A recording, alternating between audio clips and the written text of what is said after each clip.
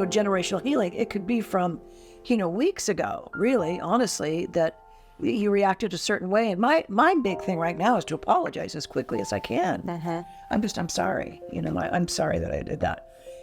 But I don't throw that around lightly at all, but that heals me. And if someone can accept that apology, then I feel so connected, and that creates space. Welcome to What I Meant to Say. I'm your host, Wendy Jones, and I'm here today with Jeri Reeder and Ashley Clark, two fire sign Leos that are very near and dear to me. And we wanted to have a conversation about generational healing. And headed into the holidays, we're all going to be getting together with our families, and we love them. There's a lot there. So, I don't know, we're just going to dig in and see where we end up, because there's a ton of wisdom around this table. So, thank you guys for being here. Thank you. Ooh. So talk about again how the guy that you're listening to, when you meet somebody, you meet them at your own levels of unresolved trauma. Wow. So you attract that, and then you play out the unresolved trauma in your relationship. Well, I'm just thinking about my husband and I right now. I'm like, oh, it's so true. All the years. Here's the thing, though. But you've been married. How many years have you been married? 35. See, and that is amazing, because we were having this conversation with another strong woman friend, with Jess, and I was saying, you're such a beautiful addition to this conversation, because you're in a marriage, and so many strong women think that we can't get to that point because for some reason, we've been hurt or rejected, or we've rejected, so many different things can happen. But there's a real vibe I'm getting out there now that strong women don't think they can find happiness in a long-term relationship. And so we find other women. God, Well, there's that. I'm telling you. It seems like, I don't know, it just seems like, it feels like that women are leaving long relationships and falling in love with women, which... I know. And let me tell you, I've lived a lot of... I mean, I don't know why it does. No, it does seem like that. Have you noticed that? Or Well, two of my sisters are lesbian. so From a male, after a male relationship. Oh, well, yeah. So I think I have a little bit of a skewed. But yeah, I mean, I would rather be alone than be in a relationship where I have to feel like I'm mothering my significant other, right? That's what I'm unlearning. Yeah. Well, and again, hanging out with women is so satisfying and so nurturing. Well, you know what's funny? You say that. My entire adult life, I've not had a close group of women friends. I typically don't like women. But in fact, I don't. We'll start here. So I mean, I was always a tomboy, and I had a lot of guy friends. And if I look back to college, I didn't do so well in sorority life. Like, even though I have some friends, I have friends from that, but I was always much more like, I wanted to run and play, and like, don't make me sit in your meeting, and I don't like pomp and circumstance, and I just want to be like, Authentic. Yeah. Yeah, I believe that about you. Yeah. I never did well in those environments. So I think, and you and I are a lot alike, generationally, like one generation apart, but like there's a lot of commonality. I was thinking about, are we like, seriously, each generation, like... I'm 35. Yep. I'm a Gen Xer. What are you? I'm a millennial, technically. Oh, I'm a boomer. yeah. This is so exciting. It's a generational conversation. And but remember when I had that Christmas party a couple years back? Yeah. Before COVID? And I looked around that party and I was like, I have somebody from literally like every decade from 70s to 20s. Or really, if you included my kids, to teenagers. And everybody was getting along and everybody's talking. And like, that's my favorite kind of dinner party too. Right. And you will say that, like, we need to put cameras up at some of the, I love the dinner table because the man, it gets so lively. Yeah. Yeah, you never know what's going to come out. I remember at that party very well. It was that's wonderful. And that's when you had moved into your house. Right. You were sort of, they were like, oh, man, it was so good energy. Yeah, it was fun. Yeah. Well, again, women tend to be so supportive of one another. And I think that's really... I think that comes later in life. And I think that's what you haven't experienced. I think I was always supportive. I just didn't... I've been very anti-drama for a long time, right? So we talk about generational learning and healing. I just discovered this weekend that I am human design. Yes. Ooh, I was just thinking that. So I'm a projector that was raised by 2 generators. Wow. So when I realized that, and I spent most of my life like trying to keep up like a generator, right? Being the firstborn and just doing what I was told. Well, part of that environment was a very rigid and like responsive growing up, right? And so And exhausting for a projector. right. So I've had to unlearn that. And I think part of the being turned off by drama is women are more reactive immediately than men. So whereas I kind of gravitated toward male relationships because they were easier and less dramatic, they're simpler creatures Yeah.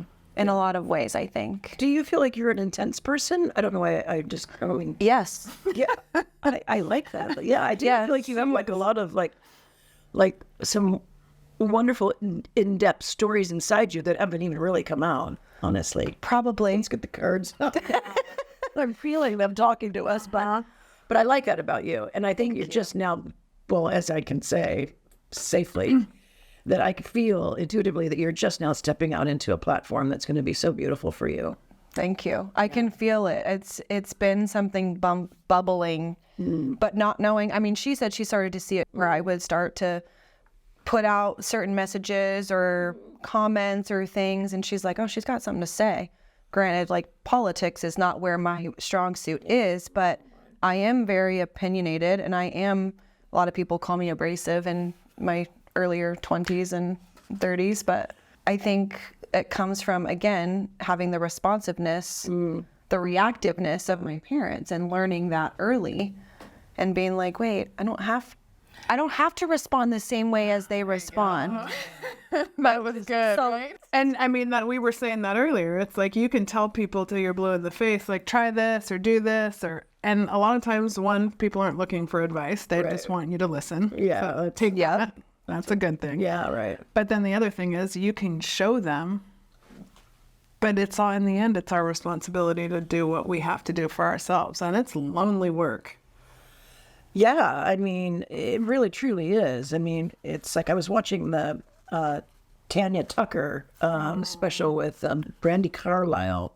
Brought her out of her out of her cocoon. And it was really beautiful. another- There was just a part of there where she's like, I gotta quit smoking, don't we all? Right, everybody does. She goes, and drinking, and she goes, but I don't want to.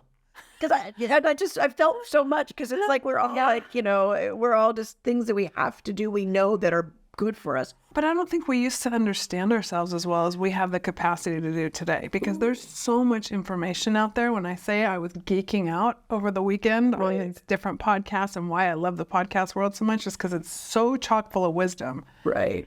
And you can take it in at your own speed. Yeah. Right? So there's not this like performance based. Literally can, because you can hit the fast. Yeah.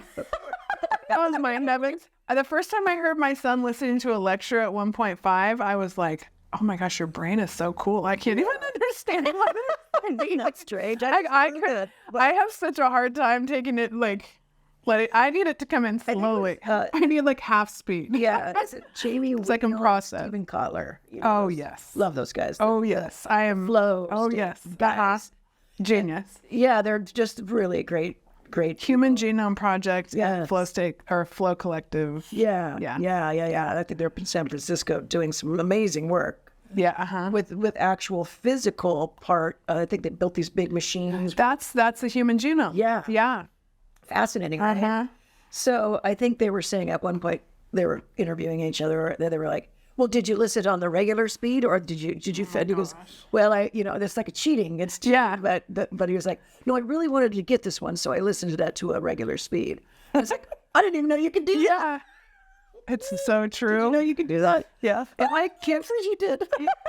But see, that's like the speed of the world that gives me, I don't want to run like that. I don't either. And I think that's a generational thing. And understanding your body, understanding neuroscience, understanding hormones, and knowing It's okay. If I want to take it slow, now I'm okay with it. Wow, when you're at a good space in your life.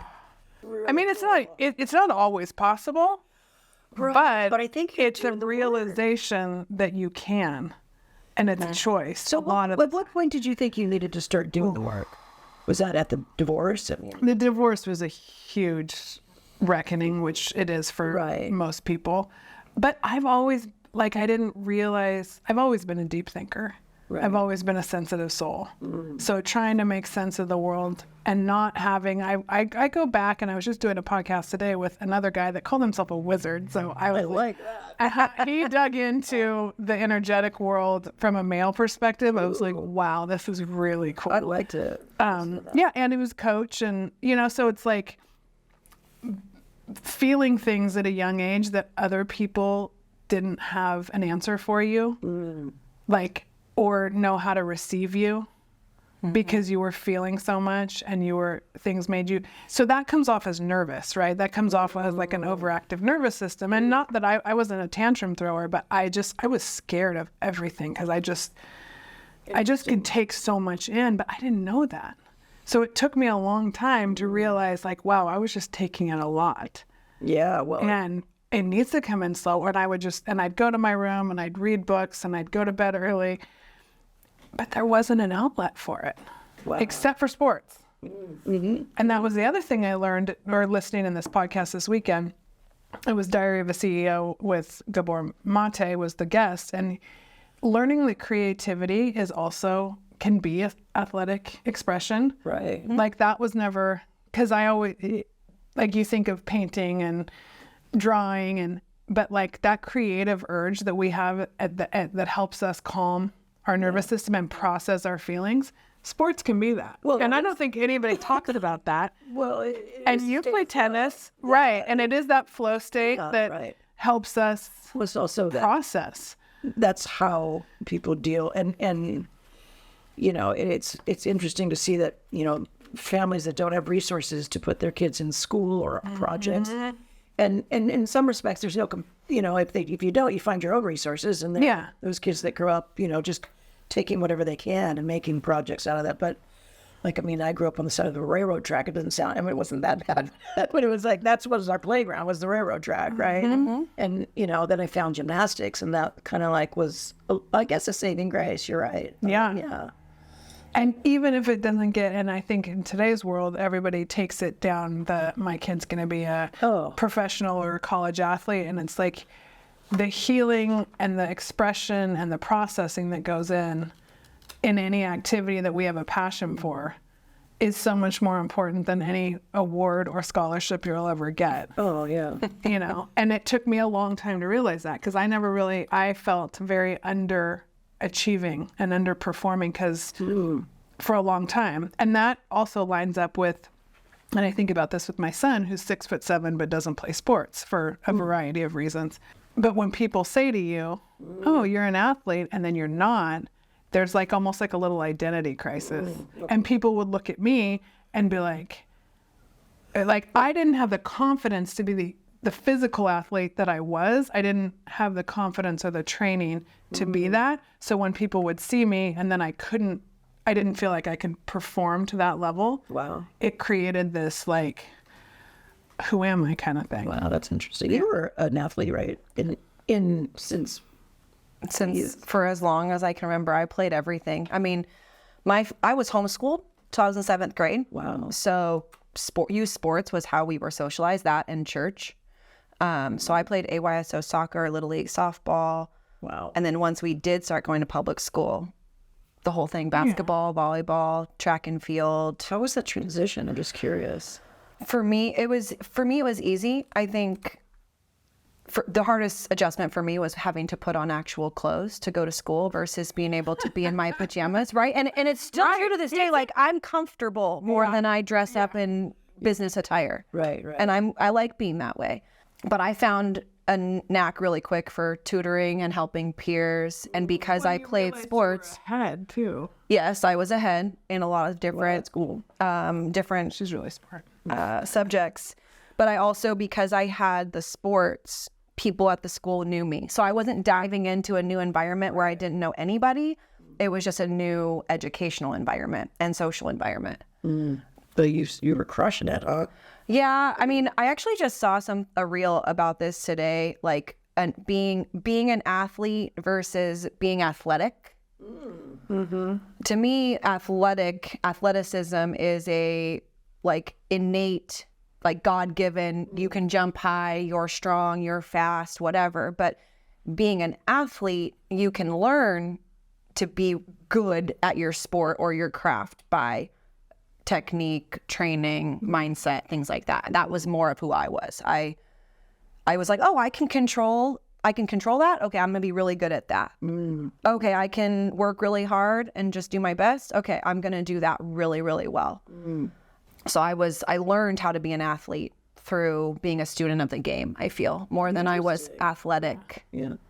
I mean, I feel like I look athletic and people will say, you're athletic. Well, I mean, You learn. Yeah, that's interesting. I'm not And you are super. athletic. We're also walking around in the land of professional sports. It's true. So when you think about what I was comparing myself to, what you're talking, like Right. you are an athlete and you're athletic. Right. So am I. And one of my, It's what are you telling yourself and letting yourself achieve something that you Yeah. believe you can or can't be. yeah, I tell people all the time looking back at my college career, had I been 6'2" or 6'3" with a better vertical, I would have gone Division I easily, because I had the work ethic and the mentality for Division I.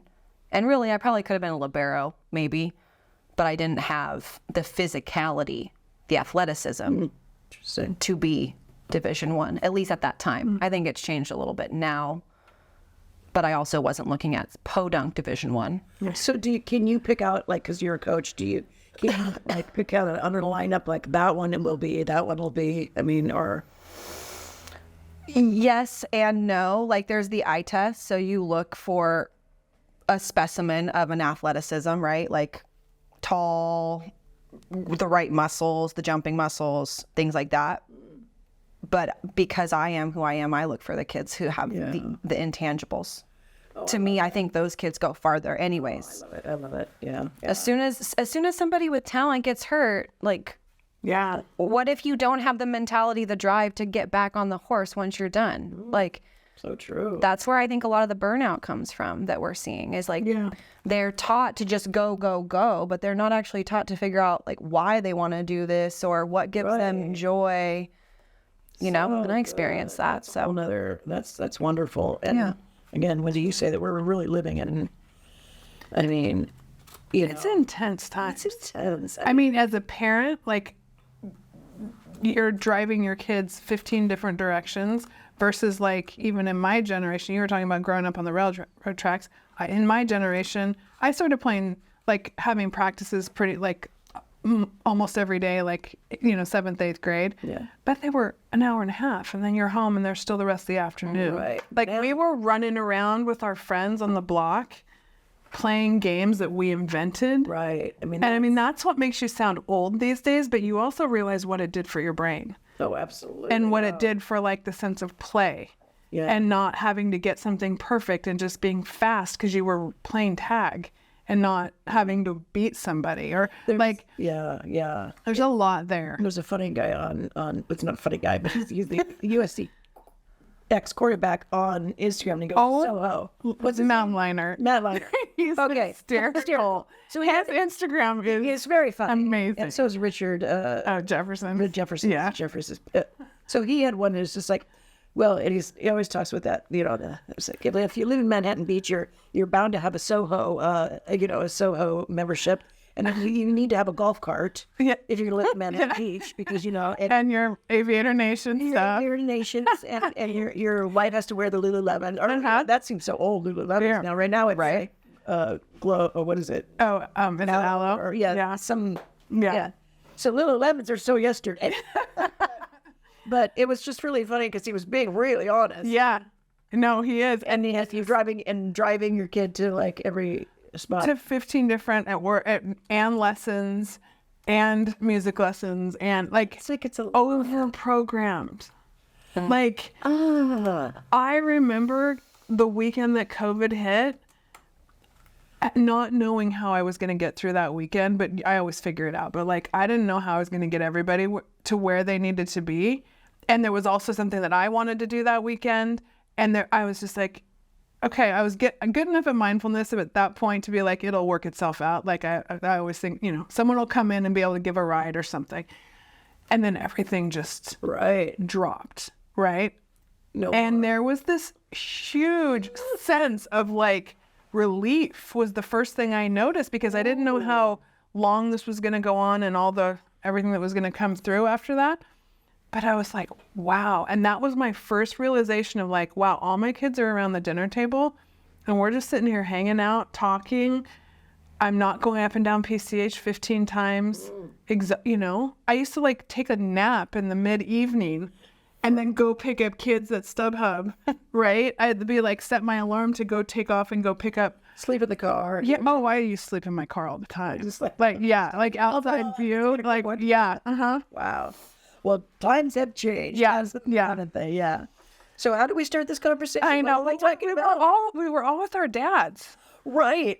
So I went on a trip with my dad. You picked up your I was just with my dad for the morning, but he came down to Orange County. Right. And I got to spend the whole morning with him and see what he used to do all the time, which my dad's super inspiring. Wow. So he was the California Secretary of State. And before that, he was an assemblyman in Fresno. So he was in office my whole life. And I realized, and we talk about leadership a lot, but like, leadership qualities really are not something you can teach as well as you can just infuse. Like to be around that is such a gift. And that's what I realized I got from my dad is just that ability. He's such a quiet leader, but he lost the race for governor in 2002. And I'm telling you, I don't care what party you're in, this state would be such a different place. Wow. If he had won. And I know I'm his daughter. But like I sat there and watched him on the stage and was like, the motivation that people have for wanting power now is so different than what I grew up with. Yeah. And a vision for something outside of yourself. And he has those things. And like, I don't see that in leaders in the public sector today.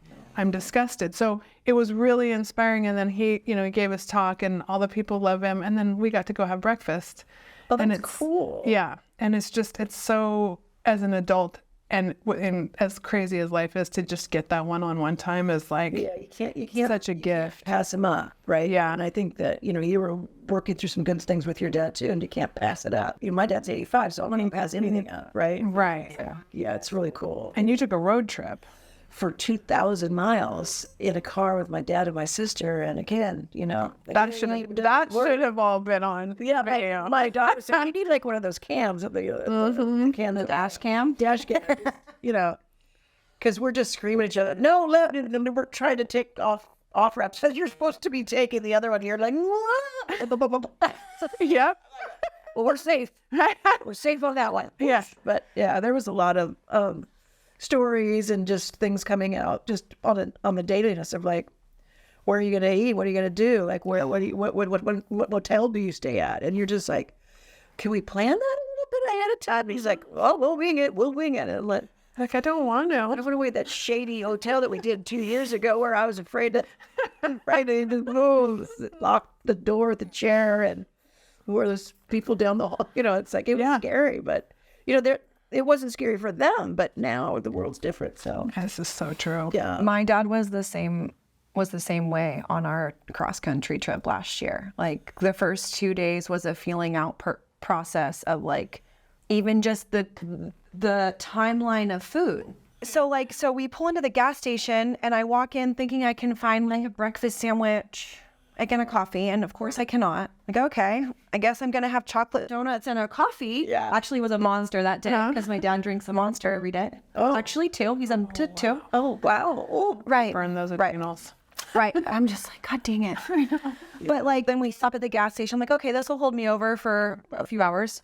Okay, well, 1, 2 o'clock in the afternoon, around. And I'm like, Dad, like, are we gonna stop for food yet? And he's like, oh, are you hungry? I'm like, well, last time we stopped was 5 hours ago. Yeah. But then at that time, we're in the middle of freaking Colorado mountains. Yeah. So there's no food except for gas station food again. Oh, right. So like then we had to have a conversation like, okay, I don't need to eat, because he goes, well, you need to eat every 3 hours then? And I'm like, well, no. I said, but like, if we're not going to eat for 6 hours, then I need to grab a couple more snacks at the last stop so that I can have snacks. Yes. But I didn't know. I love it. Right? So like communicating then We had that too. what the expectations are, and the whole thing with the hotel, same thing. Because my dad likes to hit the road and just drive for as long as he can drive. Right. So then he doesn't know where he's going to land.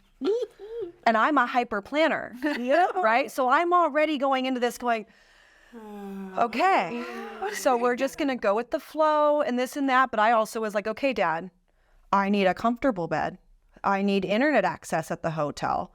And, you know, like we're not staying at the Motel 6 Yeah. every night, right? And he's like, well, why not? I'm like, because I like to have a clean shower and clean sheets and just a little bit of comfortability Yeah. after 12 days, 12 hours in the car. I feel that those are exactly, I mean, those moments are exactly why there are those moments. For Yes. you to just, you know, you got to know a little bit about who you are, and then to recognize, okay, he hasn't changed a bit, you know, right? Not at all. They're not going to. No. They're not going to. No.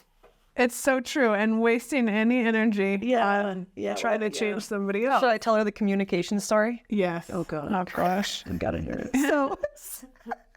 So he picks me up in LA and we drive to Williams, Arizona, where he lives. So that was the first day. So crazy. I was in the same, we went through. Okay, so Williams, we wake up that morning and we start driving. We end up in Colorado. So when we leave Williams, he contacts his friend in Kansas, because we're going to stop in Kansas at his friend's house, right? So I say, okay, cool. So we leave and we stop in Colorado at night, overnight. And I go, okay, did you check in with Kent and Tina and let them know, like, hey, we're going to get on the road at this time. Like, we'll be doing around that time. And he goes, no. Well, like, we'll get there. Okay. So we hit the road the next morning. I said, okay, you want to text them and let them know we're on the road? Like, we'll be there in approximately 6 to 8 hours. Oh, it's okay. We'll text them later. All right. My goodness. So there's been no communication between my dad and this house that we're staying at for 48 hours, right? And I'm like, okay, I'm just going to let it go. So we're about an hour out. I'm watching the Google Maps and I'm like, okay, Dad, based on this address, like we're an hour out. Do you want to check in? Like, let him know we're an hour out. Like, he's like, oh, we'll figure it out. So I'm like, okay. So we're getting close, like within 10 miles. And I said, okay, Dad, do we know what we're looking for? Like, because we're on country roads now. Like, what color is the house? Is there a fence? Like, landmarks? Don't know anything, right? So all of a sudden his phone rings and it's the name, Kent Bartles or whatever his name is, and it's ringing. And he answers the phone, he goes, Jimbo, slow down. Was that you? You just drove past my house. My God. I said, he goes, it was the white fence with the red brick. Oh, okay, that's the landmark we're looking for. So, okay, so we turn around, everything's great, right? Everything's great, except Tina's not there. Because Tina had to go into town that day, or into whatever it was, Kansas City, to see her parents. And she says, well, Jim, if you would have told me that you were going to get here, I would have been here. Right? Mm-hmm. And he goes, well, I told you when we left on Monday that we were going to be here on Wednesday. What did you think? Right? So he's supposed to stay around all day long, which maybe goes to the number of things that women get done in a day. Right. I'm sorry, it's not a simple existence. As much as I try to make it, it's really not. No. It's very enjoyable on every front most of the time. But she's trying to go see her parents, like. Yeah. So, and all he had to do, any one of those check-ins, she would have been like, oh, I can go see my mom the next day. Yeah. Right. So we ended up having a nice dinner with Kent, my dad and I. And the next morning, like we get on the road and Tina calls. It's a great, nice farm. We rode like the quads. They had baby calves. We got to pet cows. I'll show you pictures. Did you post about that? I did. Yes. Okay. Yeah, I did. Somewhere in Kansas. Yes. Yeah, somewhere in Kansas. I feel like I know the Gibb family. Yes. So we get on the road and Tina, the wife, calls and she goes, Jimbo, you should have let me know ahead of time. And it all worked out. And so she hangs up the phone. I said, okay, Dad. I said, so did I just hear Tina tell you what I told you? Yeah. Oh, okay. So let's learn how to communicate, right? So this is the part I wanted to get to.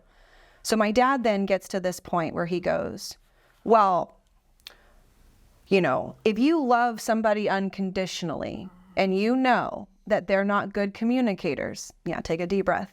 Shouldn't you just be okay with it and love them for who they are, even though they don't like to communicate, instead of trying to teach them how to communicate?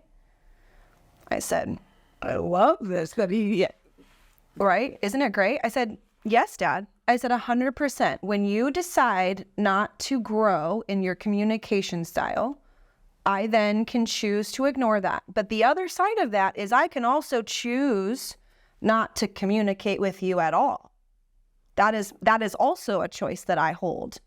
So it's a two-way street here, where if I don't just want to say no, you also need to come along a little bit, and we can meet somewhere in the middle where you don't have to communicate just like me, but you also can't pretend that I'm reading your mind and that 48 hours are going to go by and all of a sudden they're going to know that you stuck to your word, right? Because my dad's a big integrity person, which is great. It's like, if I say I'm going to do it, I'm going to do it. So when he says he's going to leave on Monday and get there on Wednesday, he expects that those people expect him on Wednesday. Not that anything has changed in the plan, right? Which I can respect that on a lot of levels. But then I go, but things can change. A lot of things can change, whether it's we got a flat tire, whether we stopped and saw something longer than we wanted to. So just sending a text and saying, hey, like, we're on target, or hey, we're a little bit behind, kind of thing. Yeah, that's so, yeah.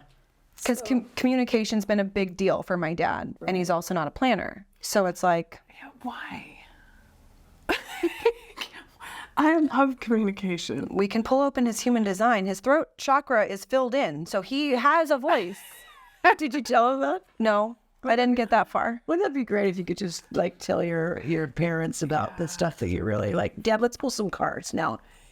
Okay, so this is where I'm curious. Your mom taught you how to pull cards, and your dad is a cowboy who knows nothing about it. Then you described, I love when you described your husband, and the best thing you said, no, he has no idea, but it makes him happy the more I do it. Oh, yeah, he comes and asks my schedule every day, and I tell him, well, I'm going to go meet these cool chicks and do some cool talking on it. He's, ooh, okay, go, Jeri, yeah.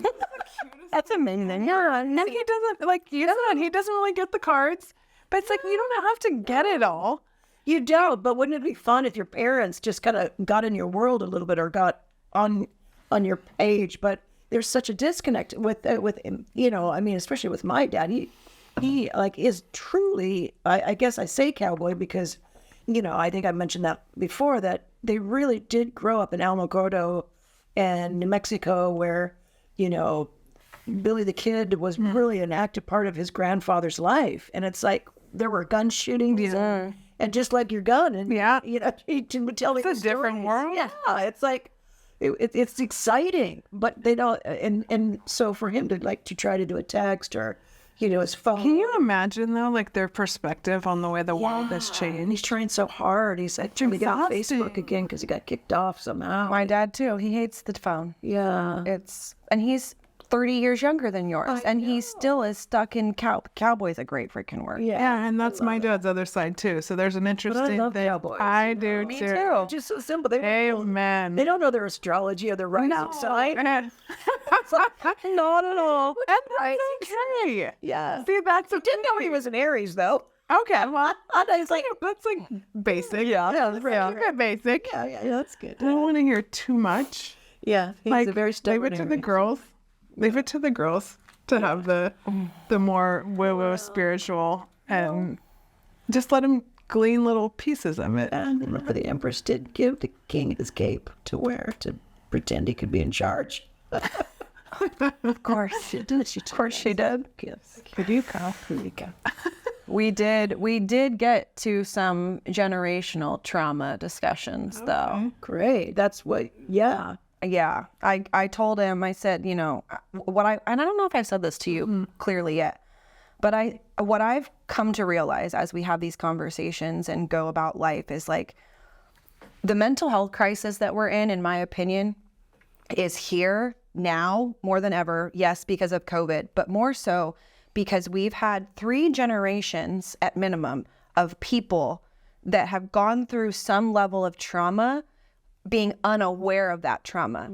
So then whether they are overcorrecting or whether they're passing the same trauma down or whether it's a different kind of trauma, they're all unresolved and they're all unaware of it. So now add in the technology, add in the lack of connection, add the COVID, it's a melting pot for disastrous mental health, right? And so I tried to explain to my dad, I said, Dad, one of my hiccups has been like, I didn't have a traumatic experience, right? And Wendy's had to tell me this, like, well, everyone's trauma is different and trauma is still trauma. So I explained to my dad, I said, so nothing traumatic directly happened to me, but I remember as a kid hearing you and Mom fight all the time. I remember plain as day, the day you guys sat us down and told us you were getting divorced, right? And so for me, watching you and Mom interact as a married couple has put a stamp on how I view relationships and how I respond in relationships. And so he kind of connected some dots. He goes, so, you know, you and me and your mom not being able to work it out is maybe why a lot of you kids right now are anti-relationships, right? I said, yeah, that could be part of it. I said, and each one of us are processing it different, right? And then I use the example. I said, the 3 of us could be sitting here, Casey, my sister, my dad, and I. We could be sitting here and an earthquake could hit. And all 3 of us would potentially process that event with different levels of trauma, depending on whatever's happened. Just having him wrap his head around, and I even got to the point, I said, Dad, and it's not a place of blame. Like, none of this is about looking at you and Mom and saying, like, you did bad in your marriage. It's about just being aware of the things that have happened and how those things could have affected us positively and negatively. Yeah. Right. And, you know, I told him, like, even as a parent who has a kid, if the parent grew up in a house that was super disciplined and strict, right, and then they decide, well, I don't want my kids to live like that and let their kids willy-nilly, well, that's another traumatic response that those kids are going to have as they grow up. Right. So finding the balance of everything is really where it matters. Oh, you're just stirring up so many stories. I'm like, oh yeah, I got it. It's like we all have it. We all have it. Yeah. So, you know, when you, because I know that your next book is probably on generational healing or your platform right now, which is beautiful, because just your story alone, everybody has a part of that story. We all have our story. Yeah. You know, and again, we put parts of it over here. We put some in our liver and in our kidneys, and we store it somewhere. And I remember my dad's going up and down. Well, I'm gonna live in the back of the shed. And he was when my parents were getting divorced, I was 3, and I don't remember anything from 3 to that point because it was traumatic, right? Yeah. But I do remember like spaghetti flying on the wall, and I do remember yelling and fighting, and I remember all of that. But when he just said, "I'm gonna live in the back shed, you're gonna be okay," like, the back shed, where are you going? You know, it's like he was doing his joking way that they were. Yeah. The only way he knew how to tell us that they were getting a divorce. But yeah, and we don't remember those stories. We don't, but then we do now, and we're like, oh, interesting. I'm always. Well, that uncovering and the ability to look inward is one. It's super scary for people, and I mean I know that from experience, and also just coaching and talking to people.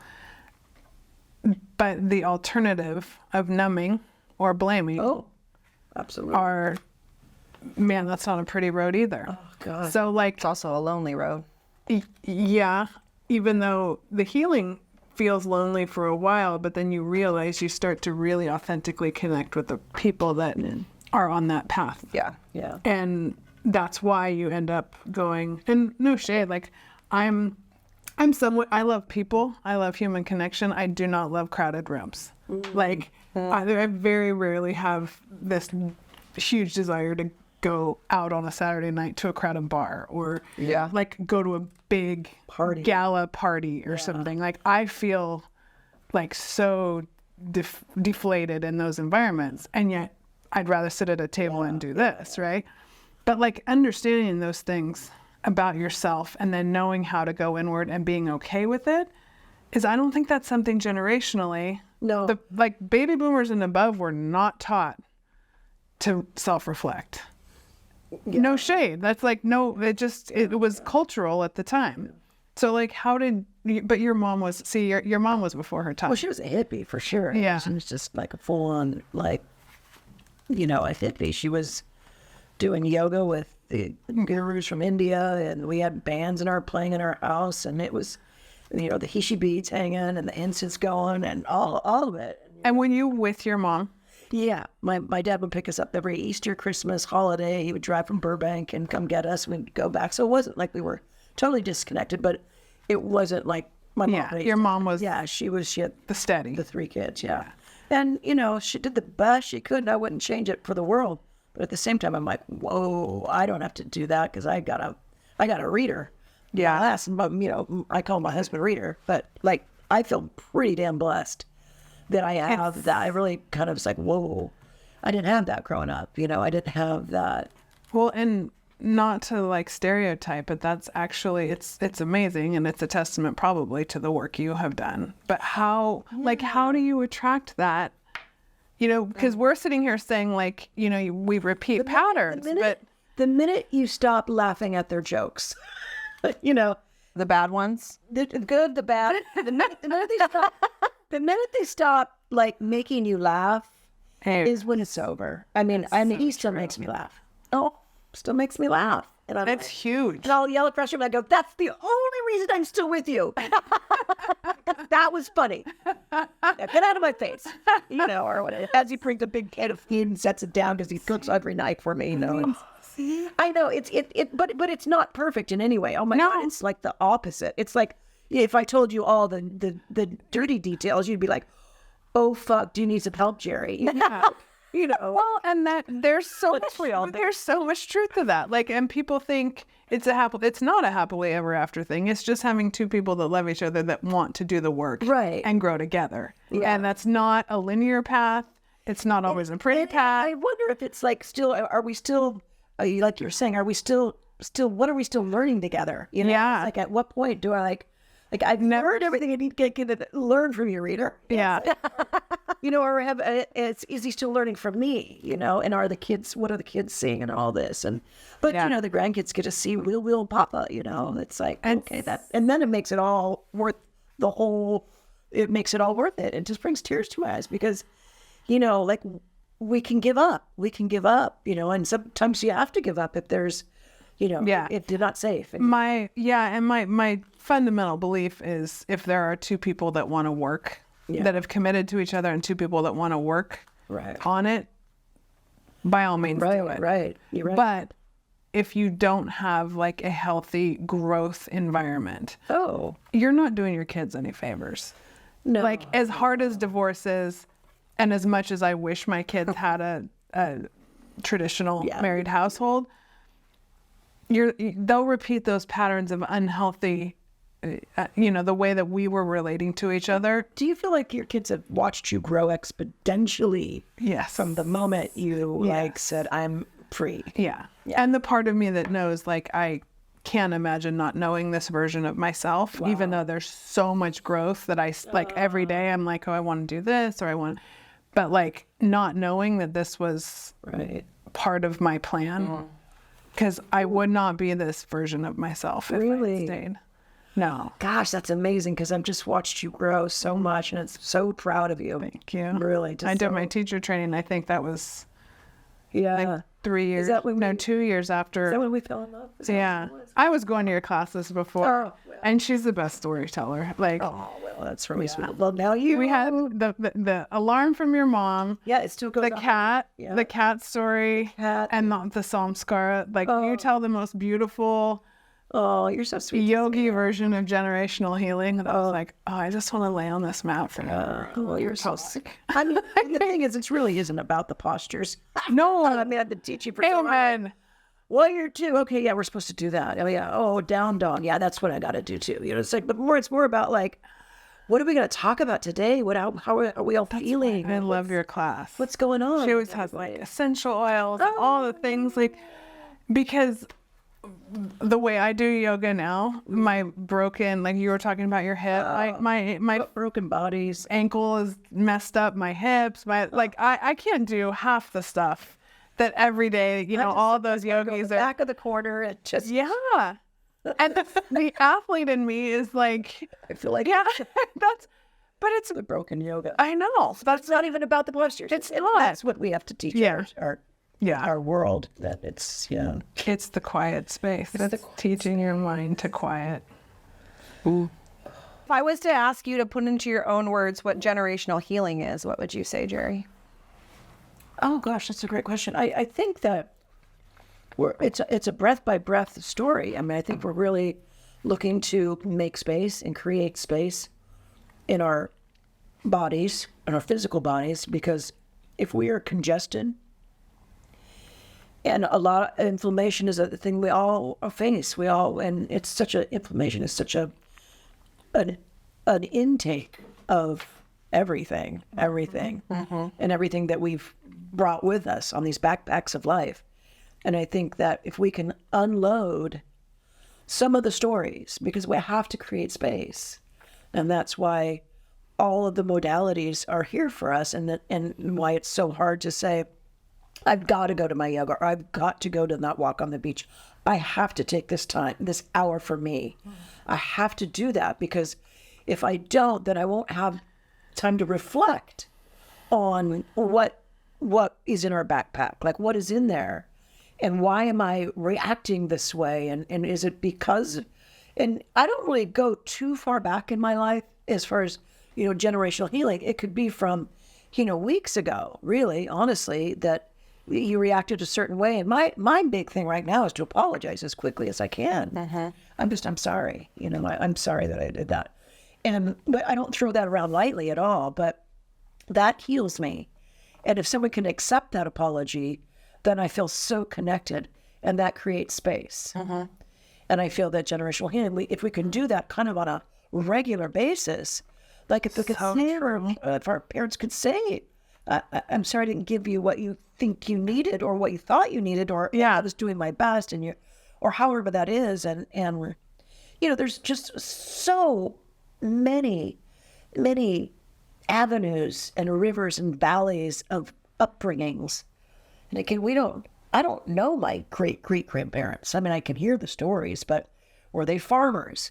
Were they aristocrats? And we'd bring all that, stuff way far away. And then you do those tests where they tell you where what is that? Ancestry. Yeah. But like things like that, I mean, even talking about divorce, like me and my dad talked about that. And I said, you guys stayed together for the kids, right? Now, even if you would have made a different choice and gotten divorced, if you and mom were still not in a place where you're healing, right, that still isn't a good place for the children to be in. Like, you guys have to be resolved in whatever the reasoning you're making these decisions, and be moving forward, not stuck in whatever the past is, right?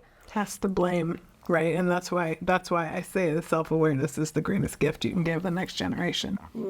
Yeah. Like, it's just ask yourself the questions. Right.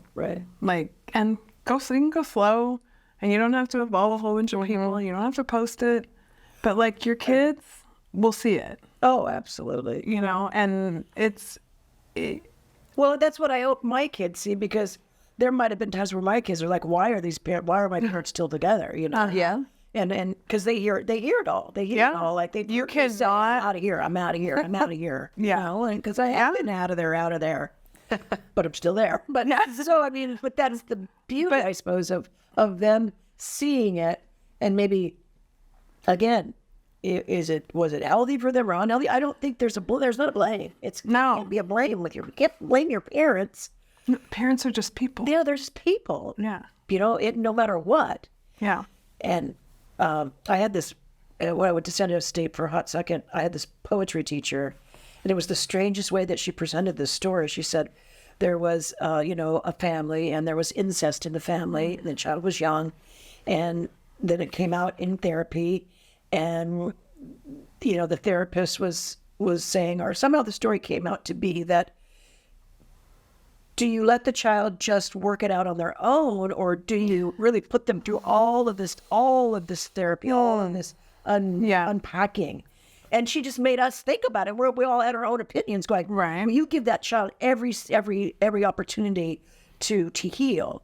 And she was saying the opposite. In her mind, she was like, yeah, we're all going to have situations that we have to work out as adults on our own. It was just a very interesting, I've never forgotten. That is very interesting and before her time, because if you look today, I'm a huge proponent of all kinds of healing modalities, right? But there's also a very over-therapized version of not understanding your own human resilience and I need to process this with somebody. Like, we really are our best. Yeah, it was very interesting. Yeah, that is it.